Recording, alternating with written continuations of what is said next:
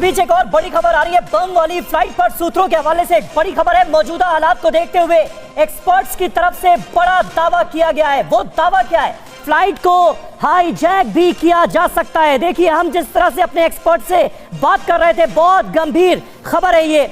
अगर flight hijack हुई तो निश्चित तौर पर बहुत बड़ा खतरा है। इसकी आशंका जताई जा रही है कि मुमकिन है कि ये फ्लाइट हाईजैक की गई हो। सिन्हा साहब, जिस तरफ आप इशारा कर रहे थे, कहीं ना कहीं वो सूरत हाल भी मुमकिन है आने वाले वक्त में हमारे सामने हो कि पता चले कि ये फ्लाइट हाईजैक की गई। अमीर, एक और पॉसिबिलिटी मैं बताना चाहता हूँ, एक और सिनेरियो।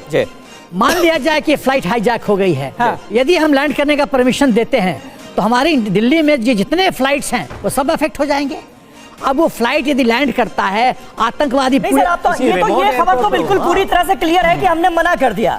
एटीसी को ये इन्फॉर्मेशन हुई, उसके बाद जाहिर है जो प्रोटोकॉल है वो फॉलो किया गया होगा, परमिशन मांगी गई होगी, परमिशन नहीं मिली है। लौट रहा हूं, देखिए एक अपडेट देते हैं। ईरान की मान एयर ने दिल्ली एयरपोर्ट एटीसी को एक खबर दी थी, जानकारी मिल रही है, और दिल्ली एटीसी ने फ्लाइट को जयपुर ले जाने को कहा था, जयपुर की तरफ मूव करने को कहा था।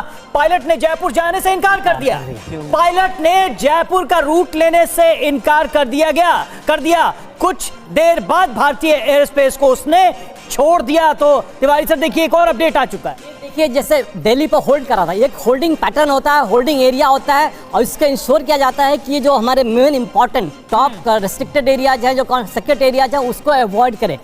पर्टिकुलरली जो 9/11 का जो अटैक हुआ था, उसके व्यू में ये सुरक्षा बहुत जरूरी है। जहाँ तक फ्यूल का सवाल है, मैं सचदेवा साहब से सहमत था। जहाँ तक फ्यूल का सवाल है तो देश ऐसा कोई डिसीजन नहीं लिया जाएगा कि यात्रियों की सुरक्षा को क्वेश्चन मार्क लगाया जाए या उनके पुष्ट डालें।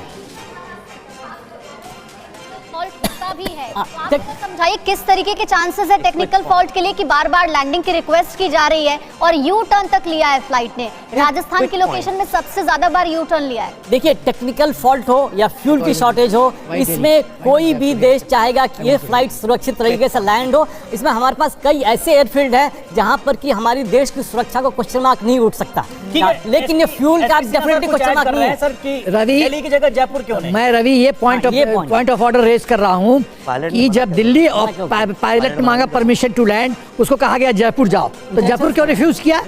भाई, जब आपको इमरजेंसी सिचुएशन है, आपको एक लैंडिंग ग्राउंड हम दे रहे हैं, वहां लैंड कीजिए। इसका मतलब है वो दिल्ली सेंट्रिक थे, उनका फोकस था दिल्ली। आपको थोड़ी देर के लिए अपडेट्स लगातार आ रही है। एक और बड़ी खबर, बम की खबर देकर इमरजेंसी लैंडिंग के लिए कहा गया है। सुबह 9:08 पर दिल्ली एटीसी को एक कॉल आती है और उसमें बम की खबर देकर इमरजेंसी लैंडिंग की रिक्वेस्ट की जाती है। 2.5 घंटे के बाद अब भी फ्लाइट हवा में चल रही है।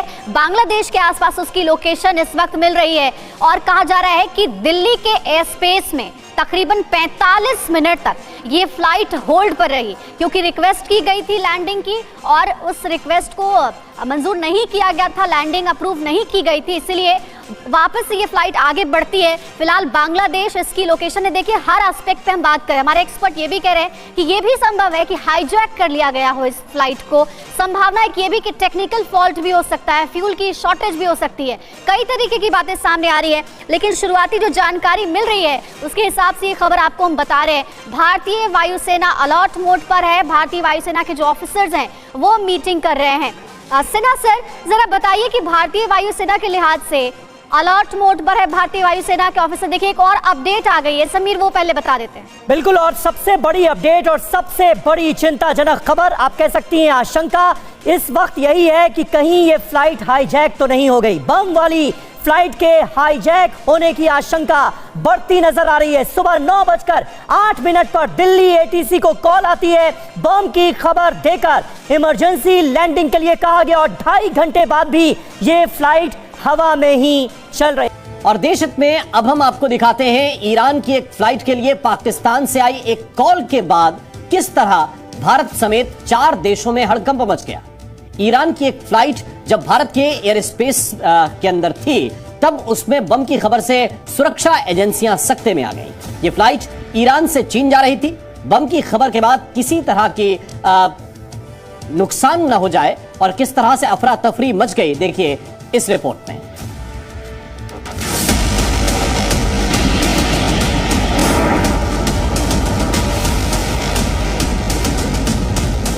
एक उड़ान ईरान टू चाइना, एक कॉल पाकिस्तान टू इंडिया, और अगले 4 घंटे तक 4 देशों में खलबली मच गई। खबर मिली कि ईरान से चीन की तरफ बढ़ रही महान एयरलाइन की फ्लाइट W581 IRM 081 में बम है। बम की धमकी के बारे में सुबह 9:20 पर पाकिस्तान से एक कॉल आई थी। जिस वक्त कॉल किया गया, यह फ्लाइट भारत के एयर स्पेस में मौजूद थी। खबर मिलते ही दिल्ली, चंडीगढ़, जयपुर और जोधपुर हर जगह सरकारी एजेंसियां और इंडियन एयरफोर्स अलर्ट पर आ गई। बम की खबर मिलते ही पंजाब और जोधपुर एयरबेस से सुखोई विमानों ने आसमान में उड़ान भरी। मकसद था ईरान से चीन के ग्वांझू जा रही इस फ्लाइट की निगरानी का। जिस वक्त रक्षा मंत्री राजनाथ सिंह LCH का इंडक्शन कर रहे थे, उस वक्त जोधपुर के आसमान में भी सुखोई लड़ाकू विमान निगरानी करते नजर आए। इधर महान एयर की फ्लाइट के पायलट ने प्लेन को दिल्ली में लैंड करने की इजाजत मांगी, लेकिन एयरफोर्स ने सुरक्षा की वजहों से दिल्ली लैंडिंग कराने से इनकार कर दिया। भारत ने इस फ्लाइट को इमरजेंसी लैंडिंग के लिए जयपुर या चंडीगढ़ उतारने को कहा, लेकिन विमान के पायलट ने इससे इनकार कर दिया। में परमिशन लेने की कोशिश की इसने कि मुझे लैंड किया जाए भारत के एयर स्पेस में। इससे पहले ये पाकिस्तान के एयर स्पेस में क्रॉस करके आया, तो वाकई बात है पाकिस्तान ने भी इसको कोई परमिशन नहीं दी होगी। और जब ये भारत में था तो इसको परमिशन दी गई कि आप जयपुर या चंडीगढ़ लैंड करें, मगर ये नहीं माना और ये इंसिस्ट करता रहा कि मुझे जो है दिल्ली में ही लैंड करने की परमिशन दे। तो इसमें बड़ा शक हुआ। क्योंकि ईरान से चली इस फ्लाइट में बम की खबर पाकिस्तान से आई थी, इसलिए भारत और ज्यादा सतर्क था। दिल्ली एयरपोर्ट पर भी सभी एजेंसियों को सतर्क कर दिया गया। भारत में एयरफोर्स के साथ साथ सभी एजेंसियां सतर्क थी। हालांकि कुछ देर बाद तेहरान से बम की सूचना को नजरअंदाज करने का संदेश मिला, जिसके बाद ईरान से चली ये फ्लाइट चीन के ग्वांझू की तरफ निकल गई। भारतीय लड़ाकू विमान ईरान के प्लेन का पीछा करते हुए उसे भारतीय एयर स्पेस से बाहर छोड़ा। अफरा तफरी की वजह से यह फ्लाइट 55 मिनट की देरी से चीन के ग्वांझू में सेव रही।